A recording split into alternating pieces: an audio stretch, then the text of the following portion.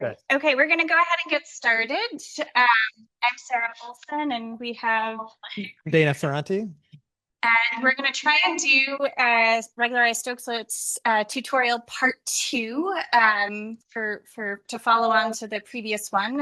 Similar to the last one, we're going to have some code. It's at Dana's GitHub repository, the DJ Ferranti, the full thing there. You can download now. If you downloaded earlier, there may have been there might be a few differences. So yeah, maybe just clone this one or download the zip file.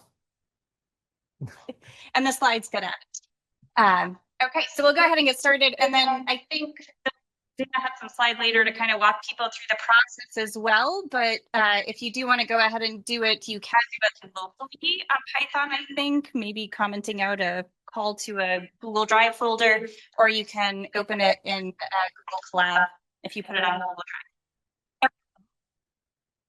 So just to kind of recap, I guess in terms of the things I think about for regularized Stokeslets, I'm often thinking about biologically motivated flows. Sometimes there's elastic structure, sometimes boundaries, and I think in the last tutorial, some movement of a swimmer, but it was kind of the prescribed motion, but we could think about forces with elasticity and bending. And we could have potentially, if we have some forcing model, we can then solve for the local fluid velocity and then update the location of the structure with this no slip condition. And I don't know that I'll talk about some of that later. I don't think we'll have code for that. We'll do kind of more of the test cases with the classical kind of sphere setup. Okay, but in terms of today's topic, so if you're interested in more one subset versus the other, Dana's going to walk us through some regularization or blob functions, kind of follow up with what got started in the last discussion. Then we'll try and highlight, we don't have enough time to go over everything, but just kind of highlight different things that you can do with Stokeslets, different methods, different variations. Then have a little discussion about how to handle kind of different aspects with computational complexity and different ways to do that. And then end with decoupling regularization parameter and discretization links, which we've talked about earlier, but Dana will have some cool surfaces code to walk you through. And with that, I'll let Dana take it over for a bit. Okay, great. So in Shilpa's tutorial, I think she mentioned something about there being choices of 2 blobs in 2D. I'm not so familiar with those 2D blobs that she was talking about, but just like in 2D, we can have multiple choices for blobs in 3D. And so I'm going to talk about potentially how you could choose a different blob function depending on what you're trying to, what sort of error you're trying to minimize. So this is this blob function right here, often called the 7/2 blob by people around here. Because the r squared plus epsilon squared, the regularized distance, is raised to the 7/2 power. Oops. And this is well known because I think it was in the original paper, and it's kept on being used. But it satisfies these 2 things that any blob has to satisfy, which that it integrates to 1 over all of 3D space, and the limit as you take your regularization parameter to 0, it is a delta function in the sense of distributions. So what might motivate the choice of a different blob function is what I want to discuss next. And we can sort of categorize the classical method of regularized Stokeslets errors into regularization error or discretization quadrature error. In the regularization errors, doesn't take any of the discretization into account. So we're just looking at error that depends on the blob choice and the regularization parameter epsilon. On the other hand, the discretization or the quadrature error depends on your choice of quadrature, and your discretization length, h, and epsilon. And this dependence on epsilon happens through the regularized Stokes-Lit kernel. We're going to talk a little bit about that discretization quadrature error at the end of this. So that's sort of a tease for the last part, but we're going to focus first on the regularization error. So what do we mean by regularization error? So when we use the regularized method of regularized Stokes-Lits in 3D, what we're doing is we're integrating over some boundary the convolution of the Stokes-Lit kernel with some force over the surface. So X is my field point, Y is some point on the surface, and I'm integrating over the entire surface. So this is the regularized velocity field. So it's defined everywhere in space. The singular velocity field is actually also going to be defined everywhere in space because you have this integral right here is weakly singular. However, you have to use techniques to evaluate that weakly singular integral in practice. So it's much nicer. Well, it's a little more straightforward to just use the regularized Stokes-Lit. So when I say the error from the regularized Stokes-Lit velocity field and the singular velocity field, what I mean is just the difference between the regularized Stokes-Lit velocity field and the singular velocity field. And so we can write it just like this, okay? So notice that in this integral is there's no discretization going on right here. I'm just thinking if we can integrate this exactly, what's the error going to be? All right. Any questions so far? So feel free to interrupt me. Okay.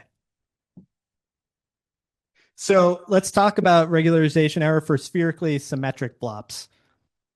So there's going to be a near field error and a far field error. And under a few technical conditions, you can show that the near field regularization error is for almost any spherically symmetric blob, it's going to be order epsilon. Okay. And then the far field error, the asymptotic form for the far field error is related to the moments of the blob. In the case of the 7/2 blob, we have the far field error decays like order epsilon squared. So far away from the surface, you're going to get a quadratic convergence in epsilon. So, however, if you have a blob with 0-second moment, so that means this condition, or equivalently. So let's look at this integral right here. So the 0-second moment, so we're integrating s squared phi epsilon of s dv equals 0. Okay. dv, remember, is going to be s squared sine of phi, where phi is your polar angle. So because of the symmetry, this ends up being this condition right here. Okay, which is the second moment is the integrand of the second moment is s to the 4 times the blob. And the integral has to be equal to 0. And if you have this condition, then you're going to get the far field error is going to be order epsilon to the k, where k is going to be greater than 2. And this was proved in a paper by another Nguyen and Cortez, 2014. So how do you construct a blob with 0-second moment? So this is a decent exercise that I'm going to leave to you guys, but the basic premise I'll outline. So if you want a blob with 0-second moment, let's call it psi sub epsilon. We're gonna assume it takes the form A phi sub epsilon plus B R phi prime of R. Okay. You can derive a system of equations for A and B using the condition that this integral must be equal to 1 over 4 pi. This is equivalent to saying that it integrates to 1 over all of 3D. So it's 1 over 4 pi because the other parts, the azimuthal and the polar parts of the integration, should be 4 pi. And then you need that second moment condition, which is that s to the 4 times psi epsilon, the integral of that has to be equal to 0. And you can show that a equals 1/2 and b equals 5/2. Now, I'm not sure where am I going to get to the code? Yes, we're going to get to the code now. Okay, so a nice test problem to always do whenever you implement something with regularized Stokeslets is to use a translating sphere or spheroid. Why is it nice? It's nice because we have an analytical solution for it, and it's pretty simple to implement. So these are the streamlines in a fixed frame around the sphere. So notice this is if we're looking, this is in the lab frame, I should say. Yeah, fixed frame or lab frame. And this is the streamlines in the frame of the sphere. So moving at the same velocity as of the sphere. And so we're looking at a sphere of some radius a translating uniformly in a fluid, in a Stokes fluid, I should say, with velocity capital U. So we're going to go to my GitHub stuff now. So if you haven't done this already, so I think most of you were able to get to the page that says regularized Stokeslets tutorial right here. I'm assuming a lot of people don't use Git, so I just have I'm highlighting just how to download the zip file.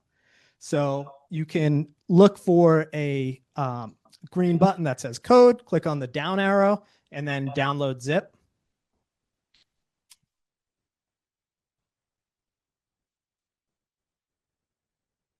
Is everyone with me so far? I don't want to go too fast because this is the stuff that I know it's easy to get tripped up on. Okay, I assume everyone's with me.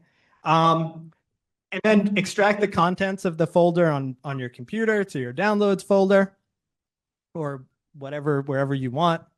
Okay.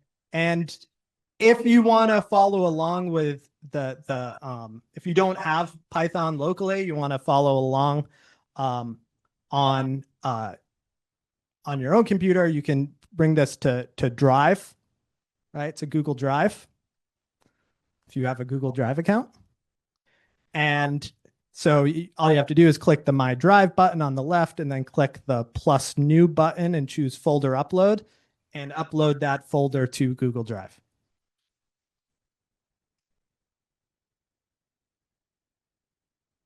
So let me get to on Safari. Sweet. Great. So when you go to your drive, you should see the regularized Stokeslets tutorial main after uploading. So how did I do that? Something like press new, folder upload, and then put it up there. All right. And after that, you have this. And we're going to look at this Python notebook called moments.ipynb. And I'm going to open this in Collab. So there's a button that says open in Collab right here, Collab, which is basically just Jupyter Notebook online.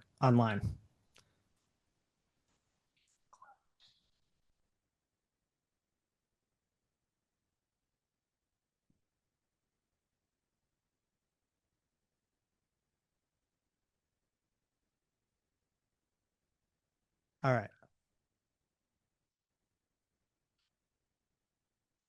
Are we good? If we want to follow along? Okay, great.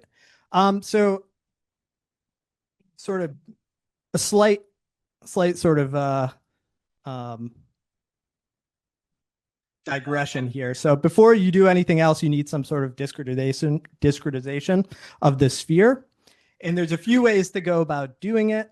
I think in Shilpa's code, she had the 6 patch discretization of the sphere. I made some, well, I'm sorry to admit this, but I had ChatGPT make some SCVT code, and it did a pretty good job. So I have this SCVT code below that does nearly uniform. It gives you a nearly uniform distribution of points on a sphere. And why is this nice? So a little shout out to Hoa and Ricardo's paper and other people I should mention, where they looked at different discretizations of this sphere, and they were trying to compare to experiments. The nice thing about the SCVT in comparison to the six patch is you have a much better, much more uniform distribution of points, and so the orientation doesn't matter as much, or it should really be negligible. So if you have your six patch, the distribution is not as uniform. So depending on how you orient the sphere, you're going to get different errors. So this code right here, this basically works. We're not going to go into detail with it, but if you run these two cells right here, so let's run this cell. All you have to do is hit. You have to trust me. Run anyway. And then you got to generate endpoints on the unit sphere using this spherical CVT function to find above, and then we plot it. So we're going to assume that points sphere is an n/3 array from spherical CVT with areas. So that's this function right here. And here I decide to do 400 points on the sphere. So we call the function, and then we create the figure. And if you run that, you should get this, this nice little, who's this guy here? Wish I could move this guy. All right, we just have to deal with him. So you should get this distribution of points on the sphere. And so great. Okay, that was our little digression. Your choice of discretization matters. If you want to know more, look at that paper that I mentioned. It's in the notebook, or the references in the notebook. So a little background here. So if you have a solid sphere of radius a moving at a constant velocity capital U, then assuming that the center of the sphere is located at the origin, we can write the velocity field like so. So this is a analytical solution that's well known.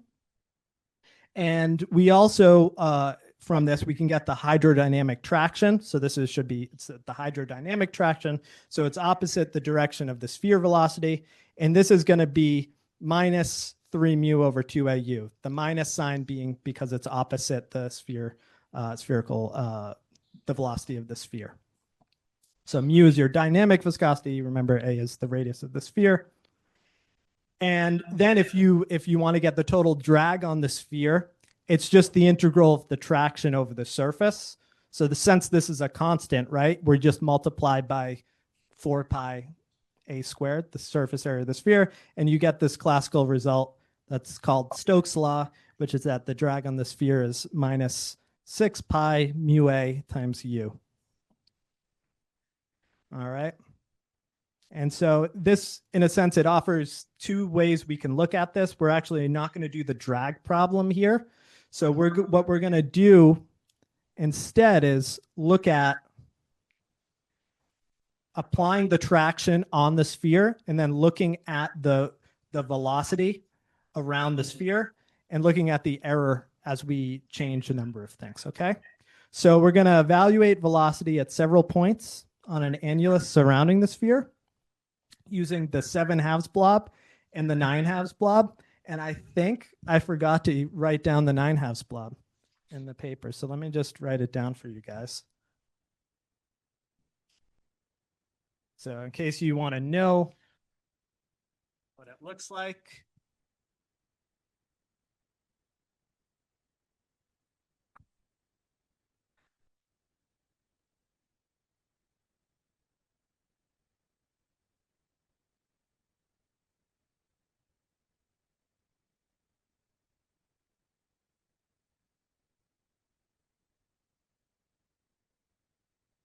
Okay.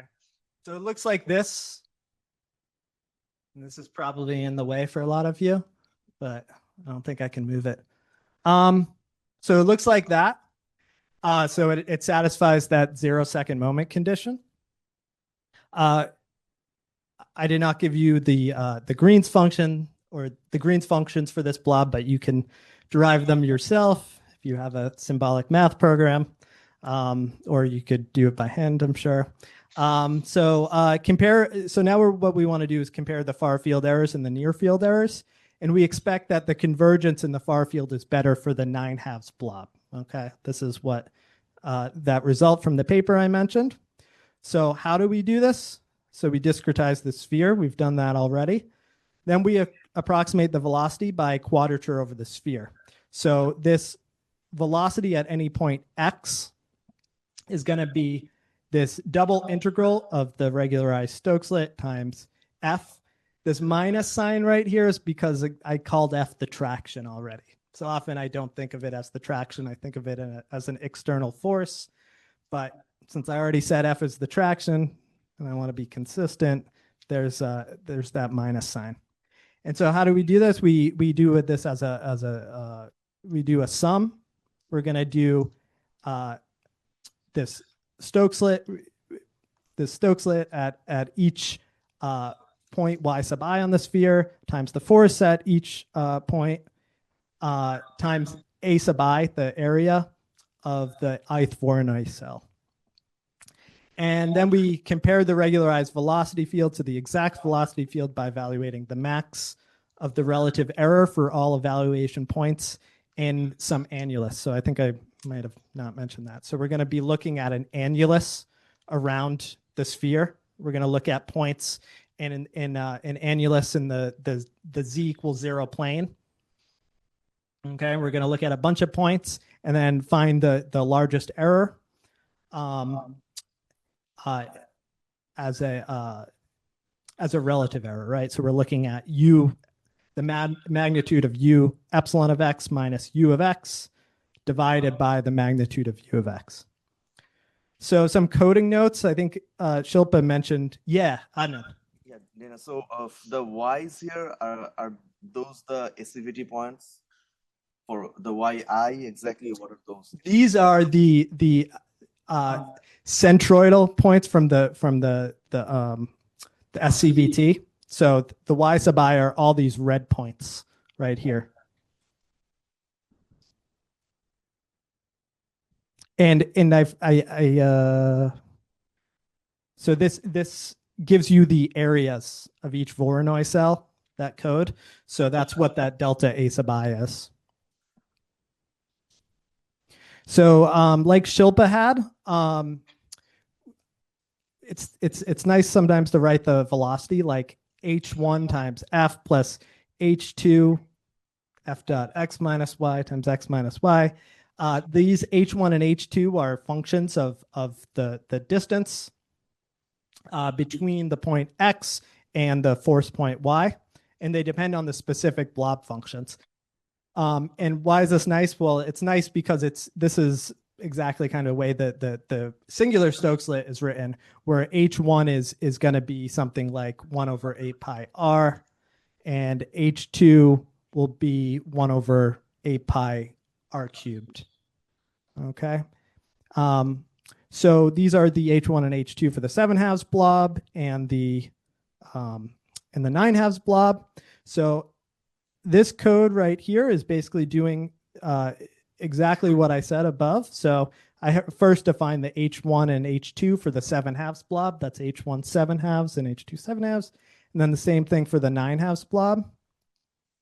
And in then I define these regularized Stokeslet, this regularized Stokeslet code for the 7/2 blob. So it takes in a bunch of evaluation points. X eval, it takes in a bunch of force points, X force. It takes in the forces at those force points, and then reg is what I call the regularization. So I try to avoid using eps or anything close to epsilon because of that issue that came up earlier, where things are sometimes where it sometimes gets confusing. Although in Python, I think it would be np dot EPS for NumPy. So that's a little nicer. Anyway, so how does this work? Well, I need to know what the shapes are of my arrays. And for every force in here, basically I figure out the regularized distance from each force to each evaluation point. Then I evaluate H1 and H2 for each evaluation point. I get the force at that force point. I compute this dot product, and then I just have this U. I keep on updating my U velocity. So this is nice. It may be a little bit hard to follow if you're not used to vectorizing things, and you're not used to Python, but after I'm pretty happy with how readable this code is. So if you're familiar with this stuff, I think you'll kind of appreciate it. Hopefully people can use this notebook again. I'm pretty happy with it. Anyway, so let's run this. So this is just defining code, just defining functions rather. And now we need to get the evaluation points. So this gets points in an annulus from the inner radius R0 to the outer radius R1. So my inner radius is actually just the radius of the sphere. So that's going to be very close to it's going to be on the sphere, right? So we expect there's going to be large errors on the sphere, and then the outer radius is pretty far away. Okay, so we get all those points in the annulus, and then we're going to get the analytical velocity at the evaluation point. So this is using that the analytical velocity field. So this is this code, and I know I'm moving a little bit fast here, but I want to make sure we get to Sarah's stuff. What do we do here? So now we're going to define the max far field and near field errors for each blob. So for the 7/2 and the 9/2 blob. So we get the approximate velocity field from the regularized forces, and then we get the errors. We evaluate the relative errors, and then we take the max of the errors and we record it. So let's just see what happens. Or let's run this, and then I'll explain the output of it. Okay. So the far field error here, I defined it between R equals 1 radius to 2 radius, two units of the radius away, and the inner field is from the sphere to the inner radius. So I have this far field error, and this blue is the 7/2 blob, and the orange is the 9/2 blob. And I've drawn these little scale bars. There's a line with slope 2 here. This is showing that the error is order epsilon squared. And then I have this orange curve. So these are the errors for the 9/2 blob, and you can see that there's a steeper convergence. And it should be approximately epsilon to the 4th, which is what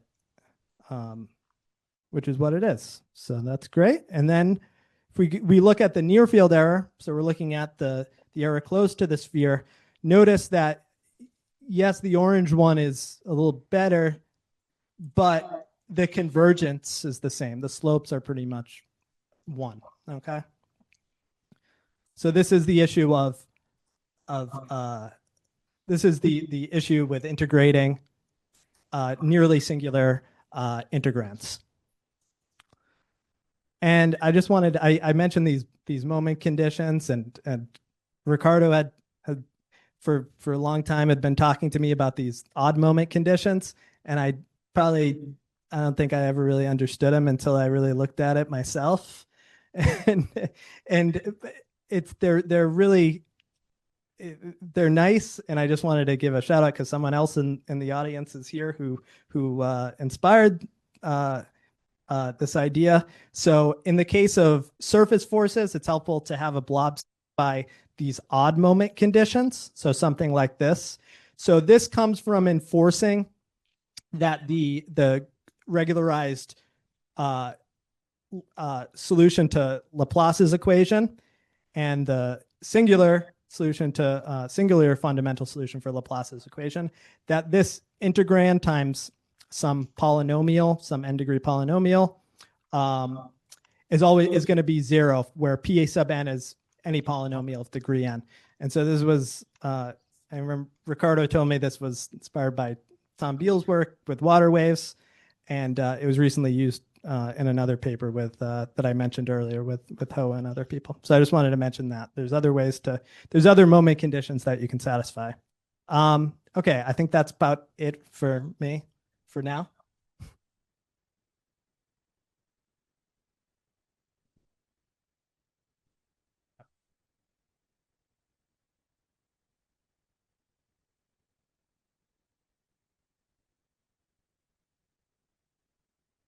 Okay, so you can keep on playing with the code. I think you can modify it, play with different parameters. Hopefully you'll be able to use it in the future. I wanted to kind of mention, so Dana already mentioned a little bit, but you have these parameters, and then there are numerical parameters and blob functions and regularizations. But there's been a lot of work. So if you are an experimentalist or someone not as familiar with all of the work in regularized Stokeslets, there are a few papers that have looked at kind of experimentally calibrated, or trying to understand in what range of parameters maybe you want to do more of a slender body theory, or do you want to do Stokeslets kind of on a discretized center line, or should you do this? And looking at kind of the optimal, what do you guys do, the optimal SCBT and the gridding, and kind of how all these things play together. So there are some great papers out there in the literature that kind of go through and parse out different options for regularization parameter, and some guidance on what might be the best method for these kind of zero Reynolds number applications. Okay. I did want to quickly say, so there's tons of work on different modifiers or blob functions satisfying different conditions. We can also, a lot of the ones have been kind of spherically symmetric. We can kind of stretch that a little bit if we have a biharmonic function that maybe is not really symmetric. We can, algebraically kind of work things out and do get back out regularization functions that are not really symmetric. So we could have something that, if you pick kind of the direction, and we chose to do something that was surface oriented, so you could have the blob function kind of have forces lie in a certain region. There may be certain applications when you want to do that, but as we maybe talked about earlier, everything comes with a cost. So these are a little bit harder to compute and derive, but we can do surface-oriented regularizations or non-radially symmetric blob functions.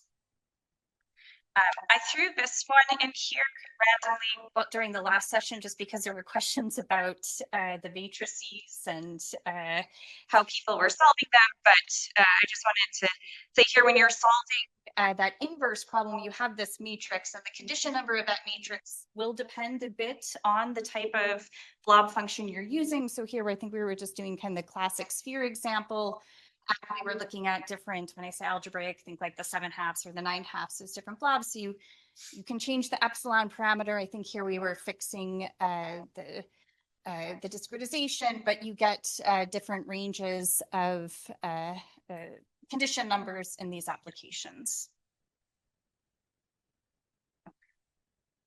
So I'm not going to go over any code, but what I wanted to try and highlight is just a number of different things, because I think we did maybe have some more experimentalists or kind of non-Stokeslets experts, and just to kind of give everyone a flavor of the different types of applications and different methods that people have worked on. So there's a lot of interesting things, and I was going back to all my Stokeslets papers that I was looking at. So a note on 2D. So Shilpa did some, Steven did some 2D examples earlier, but it's always intriguing to look at the singular solution or the regularized one with this kind of natural log. So there's some kind of a little clever fix. So most of the time, if you're dealing with maybe little swimmers, you have sum of forces as 0.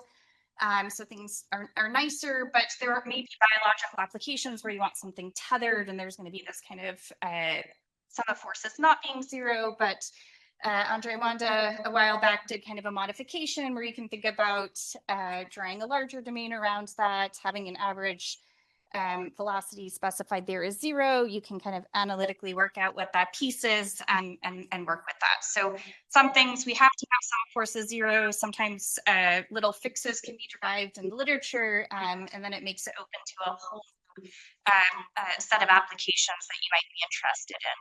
I think others will talk about this, but I did want to say sometimes when we're thinking about problems, so for example, in the surface of a sphere, I might want that if we're translating it with a velocity of 1, we want every point to have a velocity of 1. It's kind of leakiness or kind of non-constant velocities on the surface that happens sometimes. And the surface-oriented one, or you can kind of remove some of that noisiness and the velocity. But that we wanted kind of a constant thing. I don't know, I got sidetracked there. I had a point that totally lost me, but so sometimes we want to prescribe velocity on a sphere. Sometimes in these other applications, we might want a boundary where it's actually leaky instead of enforcing some prescribed velocity. So there's some work, and is there a lightning talk related to this or a variation? Yes. So I will let others talk more about that, but there's some really great. Is Owen talking about that too, or no? Okay. But yeah. But. Okay. But so we can do things like have permeable boundaries or kind of fluid leaking through. The tutorials or the code that I think we're playing with for the 2D and 3D cases, those were all kind of free space or 3D infinite domains. But you know, at the core of the method, when Shilpa went over it, you have kind of a Green's function, a biharmonic. You don't have to be in free space if you just think about having different regularized Green's functions, biharmonics functions. You can think about doing fluids in different domains. So we can do periodic domains. So you have summation over all the point forces and their periodic copies. You can think about, there's Pozzer-Keys did kind of singular cases. You can think about decomposing or splitting the velocity field.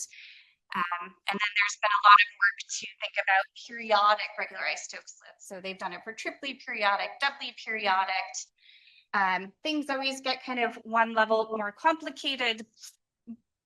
But what's great is a lot of these methods are out there. So if you have an application where you need a doubly or triply periodic domain, it's there. There's some, you know, caveats. You have to do some kind of splitting sometimes. Think about that splitting parameter. There needs to be careful selection of blobs, kind of existence of the transforms, decay rates. But these methods are out there and ready to be utilized. Sure. Is there, someone asked earlier, someone talked to me now, I don't remember who, I'm sorry, but they asked about the issue of blow up at infinity in 2D. Is this an issue with periodic as well? I'm doing, well, these papers are doing, is it, okay, so I say doubly periodic in 2D, it's doubly periodic 3D, or no, this is that one's doubly periodic in 3D. 3D, okay, that's a typo, yes. How do you do Of course, we'll have a Yeah. velocity field. Yeah. Say, but if you have net force 0, then you're going to have a regular non-divergent velocity field. We're asking Franz, but I have a typo there, not 2D, so 3D, but doubly periodic domain in 3D. Okay, but you couldn't do it in 2D, right? Like someone was asking me if you do larger domains in 2D, and I don't know quite the answer. You're asking doubly periodic 2D. Right, someone was asking me like, I don't know, Ricardo, do you know you do if there's issues? in 2D? I got asked this at the end of the previous tutorial. There's FFTs. Okay. Open question. Open question. Other things that we can do are think about other types of fluid equations. So we have Stokes and we have Stokeslets for our regularized fundamental solutions, but we can do things like the Brinkman equation. And as kind of mentioned earlier, we can have things like Brinkmanlets or other fundamental solutions. What's great about Brinkman equation is it's still linear. We have this extra parameter or kind of this parameter here, alpha, which is a drag or resistance or friction. But in the limit as alpha goes to 0, we recover Stokes equations again. And this has to do, with thinking about Stokes flow through sparse stationary objects or fibers, which for some of our little micro swimmers, they often are going through these networks of fibers. So we can kind of do some modeling with these approaches using these same methods. So here's a slide that I don't think I have time to go into, but just to say there's a lot of work to think about randomly oriented fibers, how to back out what the permeability is, the average fiber separation, and we can relate it to this parameter alpha. Okay. So in the literature, there's a fundamental solution for the Brinkman equation. So it's a singular solution, but if we're in applications where we want kind of a finite velocity field, we want to be able to evaluate the velocity on the structure, we might want to regularize things. And there's different approaches to deriving these solutions. So I think, and maybe what Shilpa went over earlier was more if you have a regularization function, then you can say that what is it, Laplacian and G epsilon equals that regularization function. And given a regularization function, you can find the in this case, we don't necessarily know a priori what the regularization function should be, but we can go ahead and just try, kind of not reinforcing it, but we can say, let's just try and regularize our known singular biharmonic function.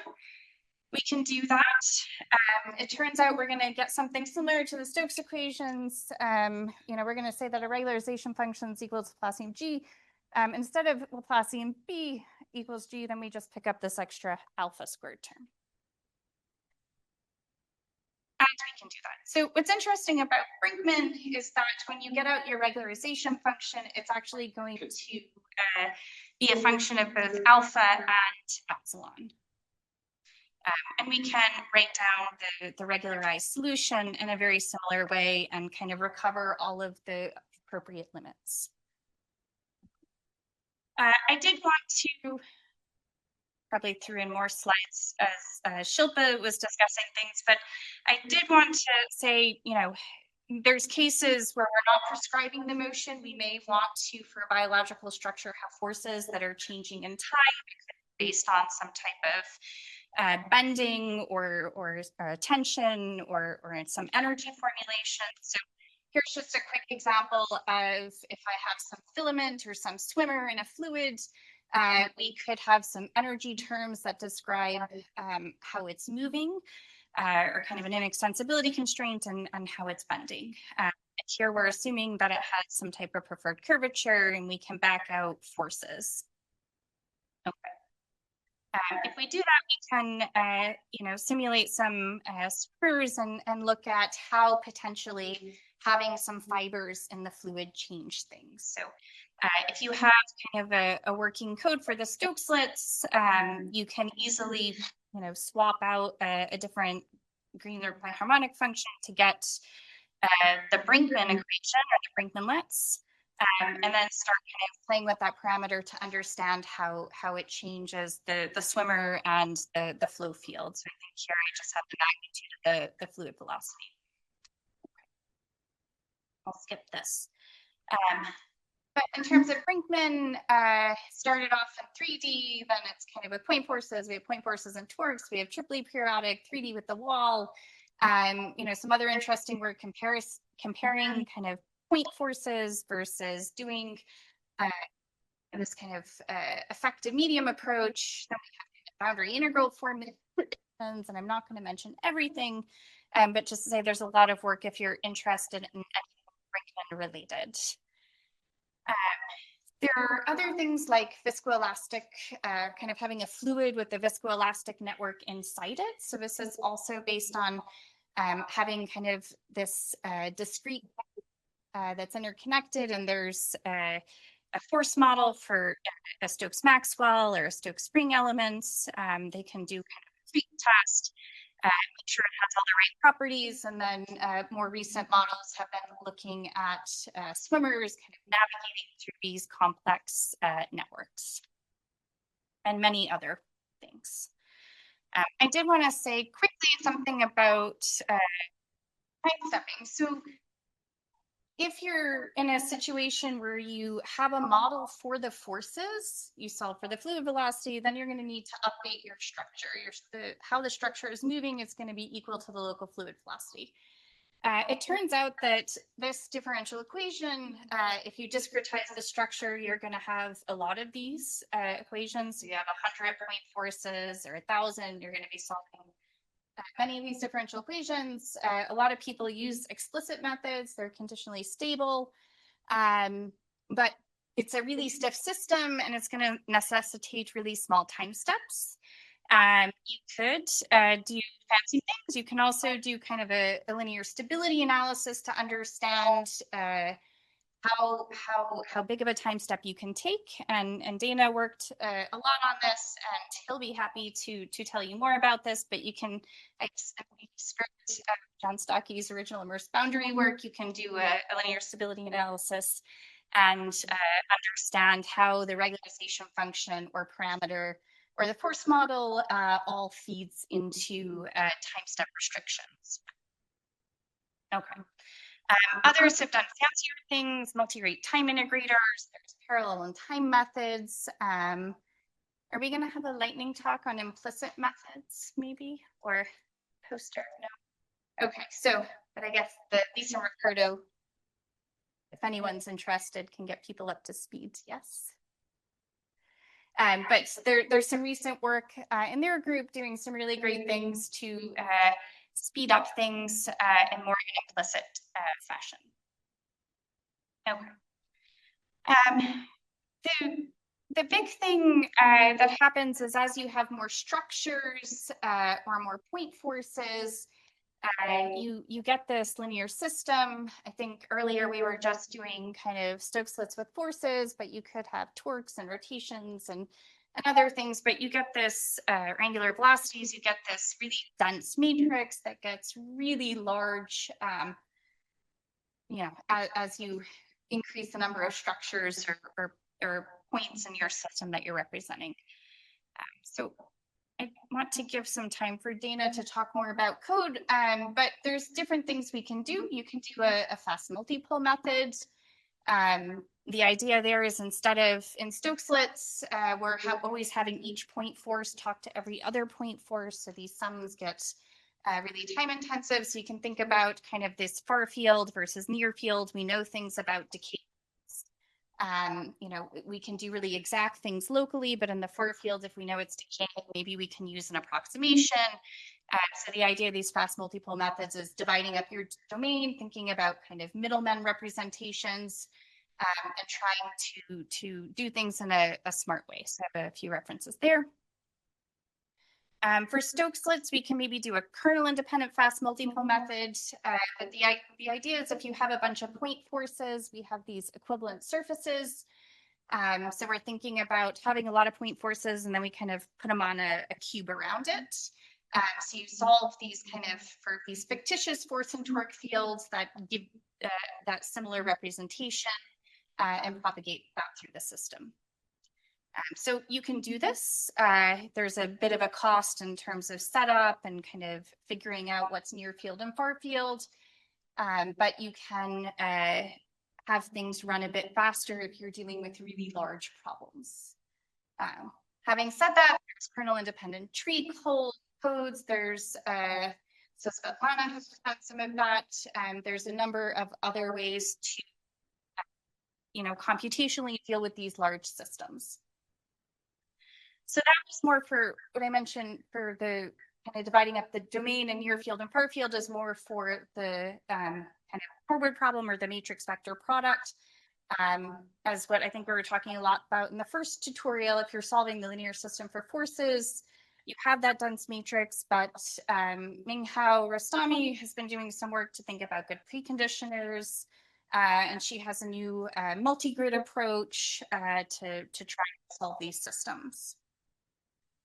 Other things we can do when you have large systems or large number of points or structures is think about how you can best represent things. So if I have a wall or some surface, instead of discretizing that entire surface, we can use these image systems or regularized image systems, which have been developed. So we can, kind of through cleverly adding and subtracting some different fundamental solutions, we can get these image systems, and they have been widely used at this point to look at different microorganisms above a wall, outside of a sphere, and in other scenarios. And we can also think about, how to represent structures. So I think it was mentioned earlier, but we could model an entire microorganism or micro swimmer, or we could think about discretizing its entire structure, or we could think about kind of a single point or 2 points to do that. So there's the single particle representation, kind of as a force doublet. That's pretty new. We can think about going from center lines to entire cylindrical representations to center lines, and then many more. And then we can think about Stokes-Litz segments and surfaces. We should have plenty of time to go through the next case. Yeah, great.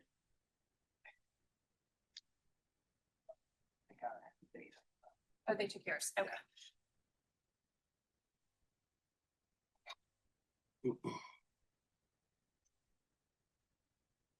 Okay.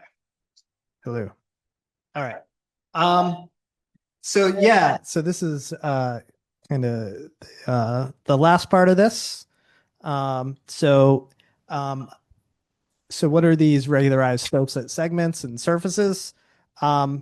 So this idea is inspired by trying to reduce the discretization in the quadrature error. Remember, I talked about that thing in the beginning. So it depends on the quadrature choice, the discretization length, as well as the regularization. And by regularization, I mean the parameter epsilon. So the issue is that you have a nearly singular kernel. And this error term right here comes from the 2005 Stokes-Litz paper. You can show that with a trapezoidal quadrature, you're going to have this inverse dependence with respect to epsilon on h. So what do I mean by that? You're going to have this order h squared over epsilon cubed. So you can imagine that when you take epsilon very small relative to h, this is going to grow. And we saw this in that image from the notebook, where we were taking, I actually think this might be from a previous notebook I made, but if you take epsilon, yeah, I can see it's from a previous one because it has epsilon divided by h here. If you look at, so as epsilon becomes closer in size to h, right? This is a log-log plot, right? So they're going to be the same values when we're at 10 to the 0 here. So they end up having a minimum right around here, both of them, which is between 1/10 and 1. And then the error grows here. So this is because of the nearly singular nature of the kernel.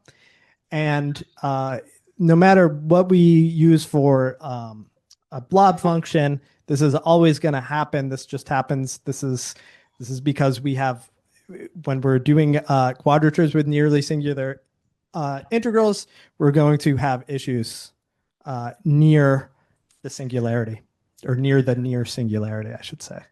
So the idea with the segments and the surfaces is to is to reduce these errors. So the segments, this is from a 2018 work that Ricardo published, and this is specifically for 1D models. So if you basically what you do is you integrate the Stokes-Lit kernel over continuous piecewise linear segments, and this decouples epsilon and h for 1D models in a 3D fluid. So you no longer have this inverse relationship here because you're not doing a quadrature anymore. And then with surfaces, you have to you integrate the Stokes-Lit kernel over triangles, and this decouples epsilon and h for 2D surfaces in a fluid. So the key idea, I've already sort of mentioned it, is analytic integration. So for segments, you assume that you have linear forces over each segment. And so if the segment would be from y0 to y1, y of alpha is some point between the two. And so you have this linear distribution of forces over the segment. So the force is just F0 plus alpha, F1 minus F0 over that segment. And you can imagine if it's like if you compose a bunch of these and the segments are small enough, you should be getting a good representation. You're getting a piecewise linear representation of your forces. So you have to do this integral analytically. And then for the triangles, it's this got cut off here. That's okay. For the triangles, you have to integrate, you have to do the same thing. You have to integrate this over your triangle. So your forcing becomes a 2D linear polynomial, right? So you have this F0 plus alpha times the difference between your F1 and F0 plus beta, the difference between your F2 and F1, and you integrate that analytically. Now, these are both, as far as I know, no one's done segments with other kernels. I know I haven't done surfaces with other kernels. These are both for the 7/2 blob. And if you wanted to do another blob, you'd have to figure out how to do those analytically. So it's not exactly easily transferable. So takeaway here, the regularization parameter and the discretization length have to be chosen in tandem for traditional MRS implementations. Usually epsilon is a small multiple of h. However, with regularized Stokes-Lit segment surface, it's okay to have epsilon much smaller than h. So let's get to an example here. So this example is slightly more involved in terms of the the work that I'm going to ask you to do on the Google Drive. Where is that? Thanks. So if you go to your code, that should be in your drive. You should be able to go to this flow past sphere streamlines, and you can click on that. All right, and then you're going to click on Open in Collab. Now, leave page. No.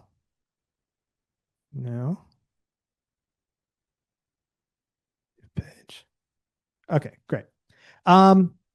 So in that drive folder was the regularized Stokes-Lit surfaces code in Python.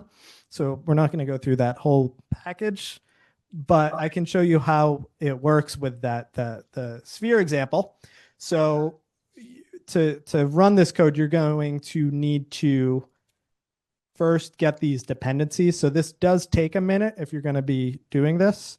So you don't necessarily have to do this if you don't want to, because it will take a bit of a minute, So you could just follow along with me if you want. So this has to, because Google Colab doesn't have all these nice packages to visualize streamlines, and I like to visualize the streamlines in 3D. So that's what this is all about. So it does all this stuff. Great. And then here is where you have to let Google into your life somehow. So if you run that code, it will ask you to like let drive access everything or something. And I just say, of course, have everything I have. But if you don't want to do that, then don't do it. I'm not gonna, obviously don't do it. And then you have to you should have had this folder right here in regularized Stokelet's tutorial. Sorry, you should have had this folder called regularized Stokelet's tutorial main in your My Drive folder. And then you're just gonna change directory to that. And then what are we gonna do? So we're gonna go through the this code right here. So what is this doing? So this is importing the Pi Vista is what I need for the 3D visualization with the streamlines at least. And this other stuff is just typical math packages in Python. I wanted an interactive image here. I couldn't figure that out. So this is just saying make a static image. This is saying that we're in a notebook, and I'm appending the backpath because maybe I need something in that. Maybe.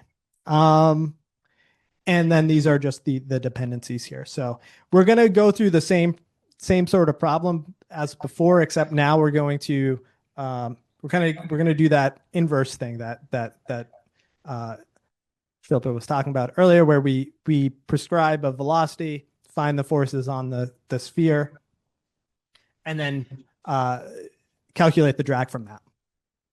And we're going to do this for different regularizations. Or sorry, we're going to do this for different spatial discretizations. Fix the regularization. The idea here is to show you that when the epsilon is much, much smaller than h, here I fix my regularization as 10 to the minus 6, that we still get this second order convergence in the spatial discretization, which is what should happen when you're integrating over triangles. All right, so these factors things is basically just like the degree of the how fine the discretization is. I'm using this code I took from John Burkhart's online webpage, and I just adopted it to Python. So the radius of the sphere here, I was calling it A before, is 1. I have these L2 errors, these relative errors. This average distance is basically my h here. So that's keeping track of my average spatial discretization. And then for each discretization here, I have to triangulate the sphere. So that's what this does. So this is this icosahedral discretization of the sphere. Basically, it takes points on an icosahedron, a 20-sided polyhedron, and then it projects them onto the sphere, and then we can continue. You can do that recursively and make a bunch of spheres. So that's the way I choose to triangulate the sphere. Then you have to get all of your sphere points from the triangulation. You get the number of triangle points. We print some things out. And then you have to assemble this Stokelet matrix, which is based on doing that analytical integration. And then we're going to apply this unit velocity. We're going to do some sort of vectorized coding here. I have to tile that vector multiple times. And then we have this large dense matrix, and we solve for the forces at each point, given those given the velocities at the points. And then I just do some reshaping, and I calculate the drag over here. So this is all stuff about calculating the drag. So what do you need to know here? So basically the total drag here. So the F0 is is are all the, so I organize this by triangles here. So I go through every triangle and I get the total force over the triangle. I know the expected drag. I look at the total drag minus the expected drag, and then I get some errors from this. All right. And what we're going to see when we run this is that really just, oh, I just defined it right there. Now we're going to test them. So you just defined the code in that. If you run this now, then we're going to go through these different discretizations of the sphere. So the first one uses 180 triangles. So there's 180 faces. And the number of degrees of freedom is 276. So by the number of degrees of freedom, I mean the number of the number of unknowns that we have to solve for. Okay, so it's 3 times the number of sphere vertices, so it's 276, and then I calculate the L2 error, the relative error, and the average distance between points on the sphere here. And if we keep going here, so we increase the number of triangles, we do the same sort of thing, and this is all well and good, but now I want to look at the errors on a log-log plot and show you, oops, that, so on the horizontal axis is H, the average discretization on the sphere, and on the vertical axis is the relative L2 error. And you can see this nice, steady convergence here, even though H is much, much larger than the regularization epsilon. Okay. So remember from that slide that I showed you before, that when H and epsilon were, when epsilon was much, much smaller than H, then we got this increase in the error. We got that V-shaped pattern. But we don't get that here because we're integrating analytically.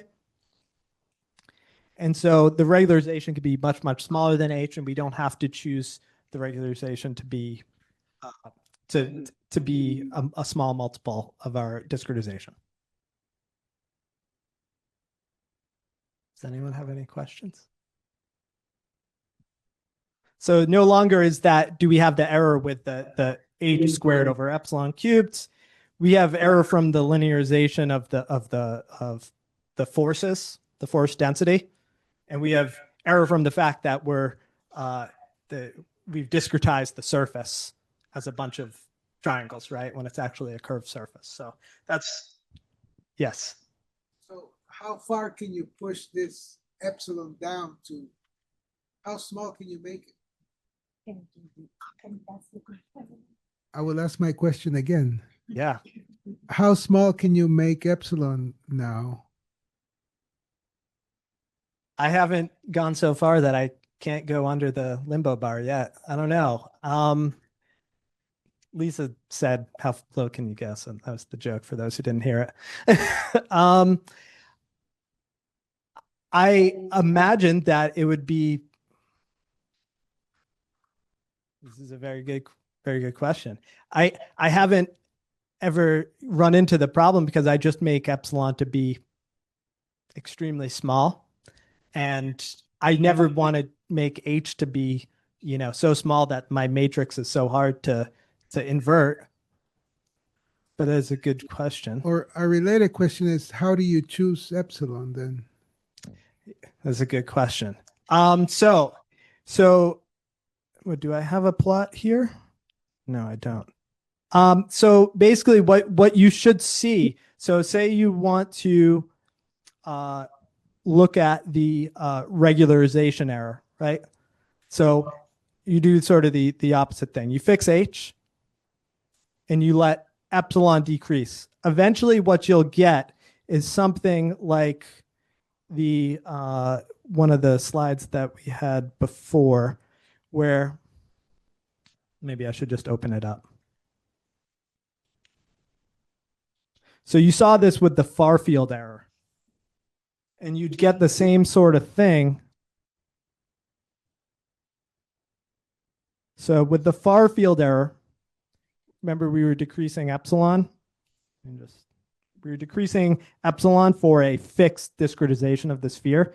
So what you'll see here is eventually we get a flat line here. So basically we're at this point. What this tells us is that the error that remains not really due to is not dominated by the regularization error anymore. It's dominated by the discretization. So this is basically in this case, since it's about flat, this would be about as far as you need to make epsilon. You're at a point of diminishing returns because your error is dominated by the discretization. So you don't need to go as low as 10 to the minus 6. I forget exactly where it flatlines in this particular example, but just to flex some muscle. Yeah. I don't know how low it goes.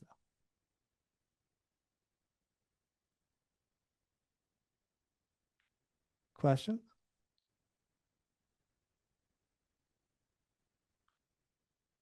And then I have some nice pictures of the streamlines. This does take a little bits of run because it has to actually, yeah, it runs it again with 320 triangles, and then it has to compute all these streamlines, and so it's going to take a minute. It's done now. It's just doing the streamlines. Okay, here we go. So these are the streamlines. I'm looking. This is flow past a sphere, right? So it's like taking you could think of it as doing what Shilpa did earlier, or looking at the fluid flow in the frame of the translating sphere. So these are streamlines that are going around the sphere. Let's do another vantage point. So this is looking at it. The fluid is going in the in the -1,0,0 direction, where the -1's the x coordinate, right? And then let's view it from a different vantage point.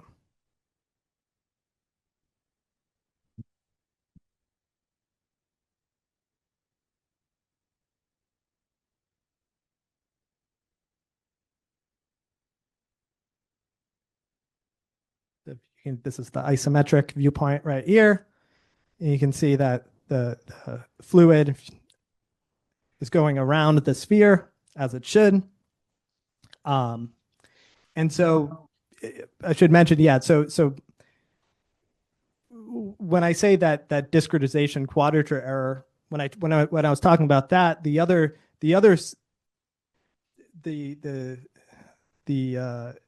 that error contributes to what you might call fluid leaking through the surface, right? So when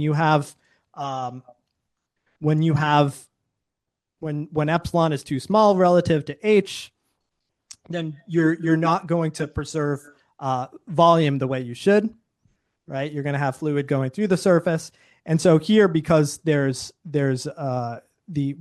integrating analytically, and we're computing because we're integrating analytically, we're not going to see that leak become as much of a problem.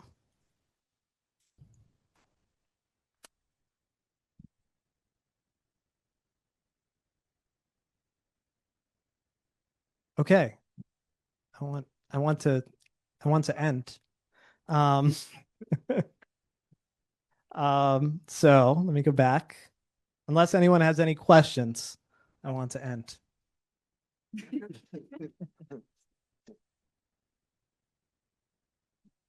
And then I want to say thank you for your attention. And, yeah, Sarah, do you have anything else to say?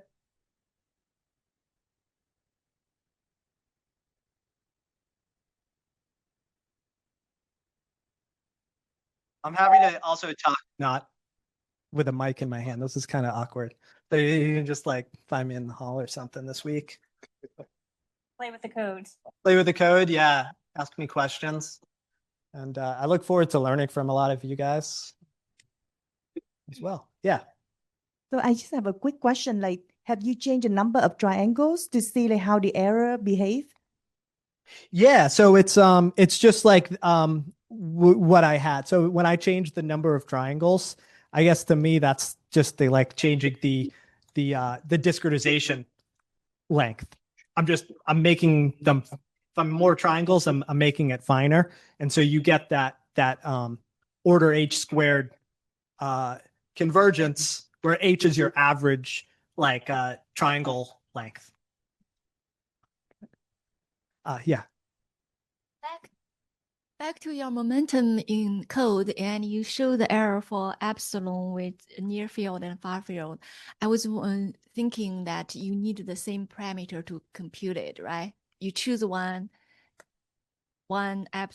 epsilon, and then you compute it and look at the error. Yeah. So Oh, I chose, I think in that one I did multiple epsilon.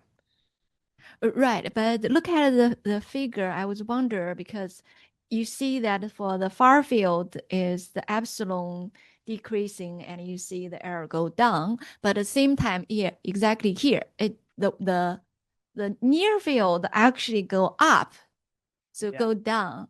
So you that's- have to balance, right?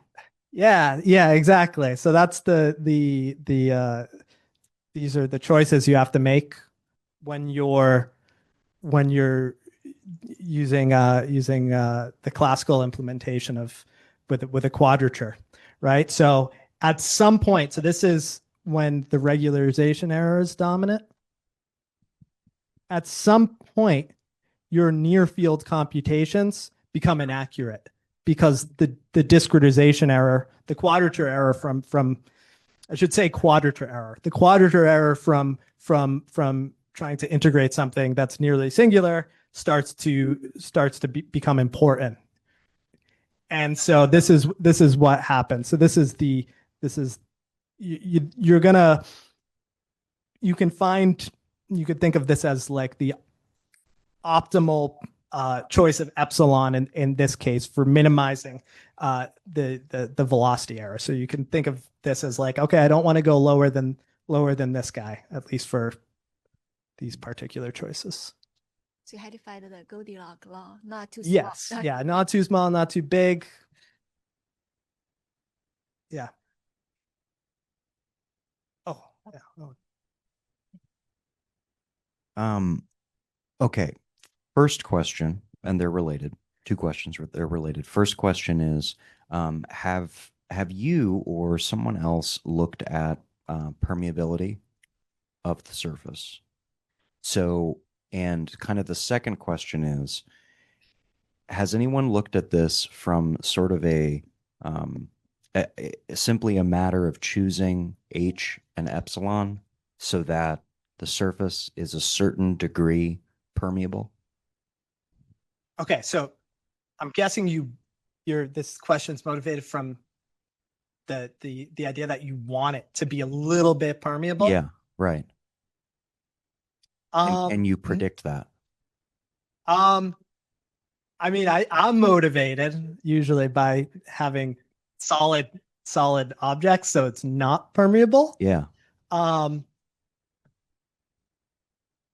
it's definitely probably something that. So yeah, what would you want then? You'd want it to be a little bit permeable, so you would.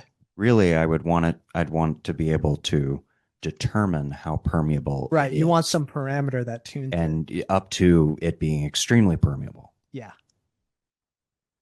H and epsilon, right? I mean, if you tuned them the right way. But then I don't know how. I guess it would be like you want a base case, right? To test it on. I don't know like where the. Depend a lot on how the surface is discretized, right? I would imagine, yeah. I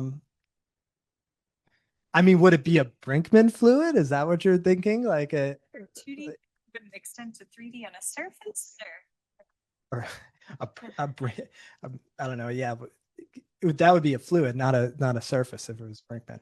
I'm not totally sure. But but it's an interesting idea. It would be a slightly permeable surface. So how do you do permeability? Well, so I mean, when we did the source dipole, Yeah. and when we looked at a sucklet, right? Yeah. And yeah, I know, ridiculous name. That's Ricardo all the way. That's Ricardo. Came up with that name. It's an incredible name. So and we made it permeable, but the challenge with that was that it was at a point. And I know that there's individuals here that are working on this, but then the question was, well, could we do it in a sticklet? Could we do it in a stick that is also permeable? And then the question became, well, could you do it on a surface and make that permeable? Yeah. And doing that, there would be many, many, many applications for this. Okay. Not just glomerular filtration, which of course is my interest. Yeah. That's interesting. And yeah. Ricardo. I think it's time to go. But But first of all, Owen, some of those words are supposed to stay within our group, not to be consumed publicly. I'm just kidding. So what happens is that not all the errors are leaks. So what he's presenting here is the errors, really. But they look like leaks, but they're not necessarily fluid leaking in a controlled way. And so there could be errors independent of the pressure or something like that. It's not exactly a leak. Okay. So you probably have to be more careful about playing with the errors and calling them leaks or permeability. It may not be the same. Okay. yeah. That's oh my God, it's 5 o'clock. No, it's great. We're happy to keep on answering questions, but I think some people are on different time zones and might need a break or some food. But I think thanks everyone for attending.